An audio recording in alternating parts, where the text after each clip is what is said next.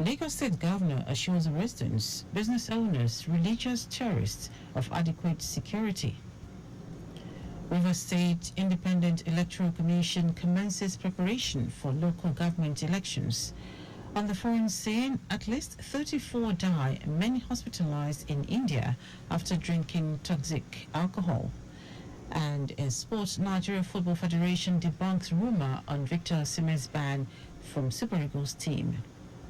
Now the details. I am Dele Agadumo.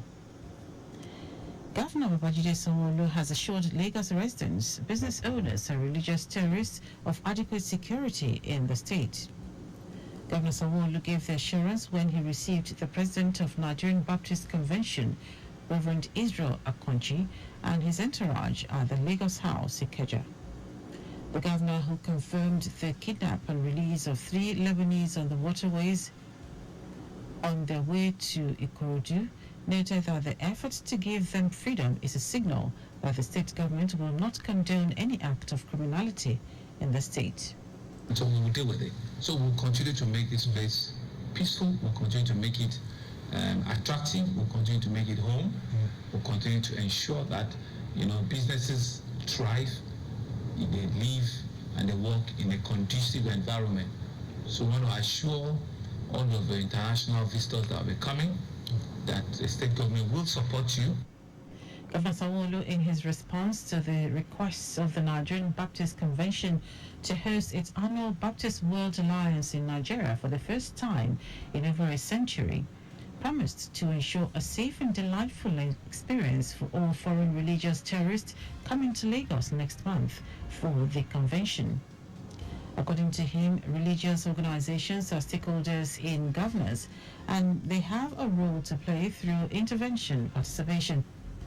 Earlier, the president of African and Nigerian Baptist Convention, Reverend Israel Akonji, commended the giant strides of the Sanwo-Olu administration in food security, transport palliatives for residents during the current economic challenges in the country. Akonji solicited the support of the state government to host the world's annual Baptist Alliance, which had its headquarters in the United States of America. I want to thank you for your proactiveness all the time when it has to do with healthcare. The steps being taken concerning the spread of cholera and which we are taking very seriously. We want them to know that Nigeria is truly the giant of Africa. Nigeria is truly the most populous black country in the world, and that when they come to Nigeria, they will also go back with great stories of the program. So, our correspondent Adiola Akinle reports that Reverend Akonji appealed to Governor Sanwo-Olu to facilitate complete handover of the parcel of land belonging to Lagos Baptist School in Agege. The team of Ekiti State Emergency Management Agency, Ekiti-SEMA, is in Lagos to understudy the State Emergency Management Agency, LASEMA, on its emergency and disaster management operations. While speaking at the LASEMA Control Center, Alausa, the Permanent Secretary, Office of the Deputy Governor of Ekiti State, Bayo Okweyemi, who led the team from Ekiti-SEMA, expressed satisfaction with the Lagos State safety mechanism on ground, including infrastructure and human capacity. Okweyemi commended the leadership of LASEMA for proactiveness and efficiency in handling emergency issues in Lagos, which other states of the Federation are now emulating. We have so many things to take home, so many things from the issue of fire services, from the issue of communication. Communication is very, very, very key. There should be a place where people can call the 767 and 112. We have the 112 in Ekiti State, but we are going to make it more functional. We're going to make it more functional. We are going to build the capacity of people that are working there. And then there is the place of advocacy, the place for enlightenment. People should be aware of what is on ground. On his part, Permanent Secretary LASEMA, Femi Oke-Osoitolu, who is also the chairman of Southwest State Emergency Management Agencies, boasted that the huge investment in emergency response equipment by the governor of Babajide Sanwo-Olu administration made them the pride of all Southwest Semas. Okay, also Intolu encouraged other state governments to also build the capacity of their state SEMA to combat disasters, especially the ongoing cholera outbreak in the country. We are going to enjoy partnership in sharing ideas. We are going to enjoy and minimize challenges concerning emergency and security. And I can assure you, vibro cholera will not lead to severe mortalities in Southwest. We have put a lot of machinery in place to curtail it. The Ekitisema team toured several emergency response facilities, including the Lagos Fire and Rescue Service, while some other states that had previously understudied LASEMA included Ogun, Yobe, Bauchi, Kaduna, Kano, among others. The Managing Director CEO of the Lagos Waste Management Authority, LOMA, Muyiwa Gbadigeshi, has called on residents to observe the best personal and domestic hygiene, as well as proper waste management practices to curb the spread of rampaging cholera. Gbadigeshi said this against the recent outbreak of the disease, which has claimed lives, leaving many hospitalized. He urged residents to shun indiscriminate refuse dumping, imbibe the practice of bagging and disposing of waste using covered bins to prevent the spread of diseases by vectors, and to ensure seamless evacuation by assigned PSP operators. The Loma boss also appealed to residents to always wash their hands when they come in contact with waste. Now to the rest of the stories. Rivers State Independent Electoral Commission says it has commenced the process of conducting local government elections in the state. This is contained in a public notice signed by the Chairman, Chief Electoral Commissioner, Adolphus Enebeli, calling on all political parties and stakeholders to attend a meeting fixed for next month.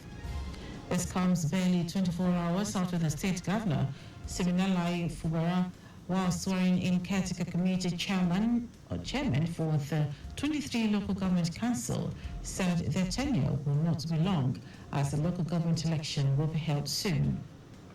The tenure of the elected chairmen and councillors of the 23 local government areas of the state expired last Monday, and this has triggered a crisis in the state. A federal high court in Abuja has dismissed a suit seeking the sack of chairman, Economic and Financial Crimes Commission, EFCC, Ola Olukoyede. Justice Obiora Igwatu, in a statement, dismissed the suit on the grounds that the applicant lacked local standing, that is, legal right to institute the case. An Abuja-based legal practitioner, Victor Obatala, had filed the suit against President Bola Tinubu over his appointment of Olukoyede as EFCC's boss. Obatala in the suit had challenged the validity of the appointment on the grounds that Olukoyede did not meet the years of service required by law for the office of chairman of the anti-graft agency. Now to foreign news. At least 34 people have died after consuming toxic bootleg alcohol in the southern Indian state of Tamil Nadu. Officials say the incident took place in Kalakuruchi district, where several residents fell ill after consuming the liquor on Tuesday night. At least 80 people are being treated in hospitals for illnesses such as excessive diarrhea, and officials say the death toll could rise further. 2 people have been arrested so far, and a wider investigation is underway. Authorities have also suspended a senior police official and 10 members of the state's Prohibition Enforcement Wing, which oversees the smuggling of illicit alcohol in the state, for negligence. In our sport, the Nigeria Football Federation, NFF, has described as outright falsehood reports in some online publications that the football governing body has slammed a ban on Super Eagles forward Victor Osimhen from the team for his social media outburst a few days ago. NFF General Secretary Mohammed Sanusi expressed that the federation has neither instructed a process nor has a process been concluded to ban the player from the national team. Sanusi said the focus presently is to resolve all matters around the Super Eagles and look forward with confidence to the 2025 AFCON qualifiers and the remaining 6 matches of the 2026 FIFA World Cup qualification series. He implores the media to join hands with the body to positively resolve issues and focus on the big picture all the time, rather than escalate certain matters. That is our news at noon. Just before we go, always slow down at road junctions, intersections and pedestrian crossings. You can follow us and like all our various social media platforms: X Traffic Radio 961, Facebook Lagos Traffic Radio 96.1 FM, Instagram Lagos Traffic Radio 961. Subscribe and watch our news and programs live on YouTube at Traffic Radio 961. You can also visit our website at trafficradio961.ag.